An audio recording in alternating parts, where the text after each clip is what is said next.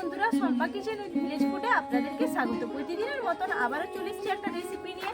আজকে বাড়ির টাটকা সবজি তুলে আপনাদেরকে রেসিপি করে দেখাবো। সবার প্রিয় আর ঘরোয়া পদ্ধতিতে একদম রেসিপিটা জমে যাবে, আর গরম ভাতে তো কথাই হবে না। চলুন আমি সবজিগুলো তুলে আনি।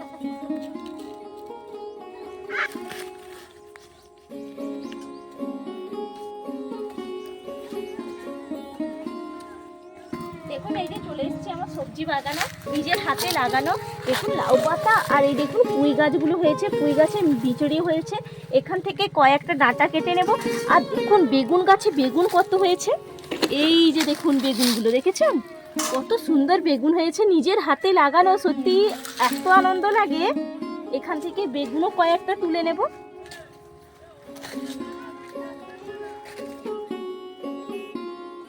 আর একটা আমি এখান থেকে কেটে নিচ্ছি। দুটো বেগুন আর কি সুন্দর বড় বড় হয়েছে, আর কচি একেবারে। আর এখান থেকে ডাঁটাগুলো আমি কেটে নেব, পুঁই ডাঁটা। এই দেখুন একটু পরে বিচড়িও চলে এসছে, এই যে পুঁই বিচড়ি। এগুলো আপনারা কি বলেন আমি জানি না, আমাদের এই দিকে বলে পুঁই বিচড়ি। দেখুন কেটে নিলাম, আর একদম কিন্তু নরম। এগুলোই দিলে আজকে রান্নাটা করব, একদম জমিয়ে খাওয়া হবে।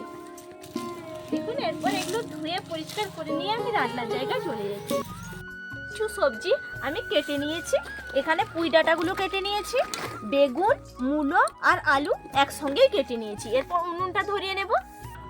উনুনটা ধরিয়ে নিয়েছি, কড়াইটা চাপিয়ে দেব। কড়াইটা গরম হয়ে গেছে, কড়াইয়ের মধ্যে দিয়ে দিচ্ছি তেল। তেলটা অল্প পরিমাণে দিয়েছি, তেলটা গরম হয়ে গেছে। এখানে নিয়েছি মাছের তেল, অনেকটাই। দেখুন মাছের তেল পুরো এক বাটি, আর একদম ফ্রেশ। এই মাছের তেল দিয়ে আজকে রান্নাটা করব। আপনারা অনেকেই মাছের মাথা দিয়ে করেছেন, চিংড়ি মাছ দিয়ে করেছেন, কিন্তু তেল দিয়ে করে দেখবেন অনেক সুন্দর লাগে খেতে। তেলটা আমি ভেজে নেব। কড়াইতে আমি দিয়ে দিচ্ছি, পরিমাণ অনুযায়ী দিয়ে দিচ্ছি লবণ, আর পরিমাণ অনুযায়ী দিয়ে দিচ্ছি হলুদের গুঁড়ো। দেখুন অনেকটাই কিন্তু মাছের তেল থেকে, অনেক বড় মাছের তেল, সেখান থেকে কিন্তু দেখুন কতটা তেল বেরিয়ে গেল এর মধ্যে। নাড়তে নাড়তে তেল দিয়েই কিন্তু রান্নাটা করব।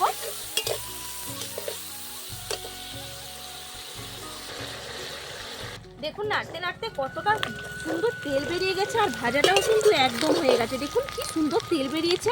এরপর আমি নামিয়ে নিচ্ছি। নামিয়ে নিয়েছি। মাছের তো কতটা দেখুন তেল বেরিয়েছে।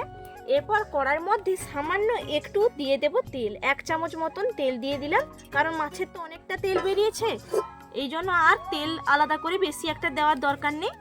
এটা গরম হয়ে গেছে। শুকনো লঙ্কা একটা মাঝখান দিয়ে কেটে নিয়েছি, শুকনো লঙ্কা দিয়ে দিলাম। শুকনো লঙ্কাটা একটু ভেজে নেব। দিয়ে দিচ্ছি আদা থেতো করে নিয়েছি, আদা থেতো দিয়ে দিলাম। দিয়ে দেব পেঁয়াজ কুচি, দিয়ে দিচ্ছি কাঁচা লঙ্কা, মাঝখান দিয়ে কেটে নিয়েছি কাঁচা লঙ্কা। দিয়ে ভালো করে নাড়িয়ে একটু ভেজে নেব। দেখুন ভালো করে ভাজা হয়ে গেছে। এরপর আমি এর মধ্যে দিয়ে দেবো, এখানে নিয়েছি 5 ফোড়ন আর গোটা সাদা জিরে, দিয়ে আমি দিয়ে দিচ্ছি। ভালো করে একটু নাড়িয়ে নেব। দেখুন সব কিছু ভালো করে ভাজা হয়ে গেছে। এরপর যে সবজিগুলো আমি কেটে রেখেছিলাম, আলু, মূলো আর বেগুন একসঙ্গে আমি দিয়ে দিচ্ছি। ভালো করে সবজিগুলো আমি নাড়িয়ে নিয়েছি। এরপর যে পুঁই ডাঁটাগুলো কেটে রেখেছিলাম, পুঁই ডাঁটাগুলো আমি দিয়ে দিচ্ছি।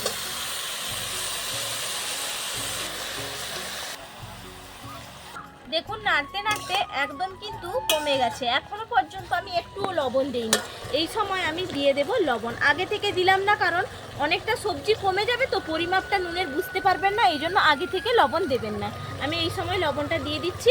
লবণটা আমি দিয়ে দিলাম পরিমাণ অনুযায়ী, আর দিয়ে দিচ্ছি হলুদের গুঁড়ো, দিয়ে ভালো করে নাড়িয়ে নেব। দেখুন ভালো করে একদম মিশিয়ে নিয়েছি লবণ আর হলুদ, আর দেখুন কতটা কমে গেছে, আর একদম কিন্তু সেদ্ধ হয়ে গেছে। এখনো পর্যন্ত একটুও জল দেইনি। নাড়তে নাড়তে যেই জলটা বেরিয়েছিল সেটাই কিন্তু সেদ্ধ হয়ে গেছে। এই সময় আমি দিয়ে দেবো এই যে মাছের তেলটা ভেজে রেখেছিলাম, মাছের তেলটা আমি দিয়ে দিচ্ছি। দিয়ে ভালো করে আবার একটু নাড়িয়ে নেবো। আর খেতে কি ভালো লাগে কি বলবো, গরম ভাতের সঙ্গে তো আর কিছুই চাই না, দারুণ লাগে খেতে। দেখুন রান্নাটা নাড়তে নাড়তে একদম হয়ে গেল, আলাদা করে আমার একটুও জল দেওয়ার প্রয়োজন হয়নি। আর কতটা সুন্দর হয়েছে দেখুন রান্নাটা, একদম রেডি রান্না। এরপর গরম গরম ভাতের সঙ্গে একদম জমিয়ে খাওয়া হবে।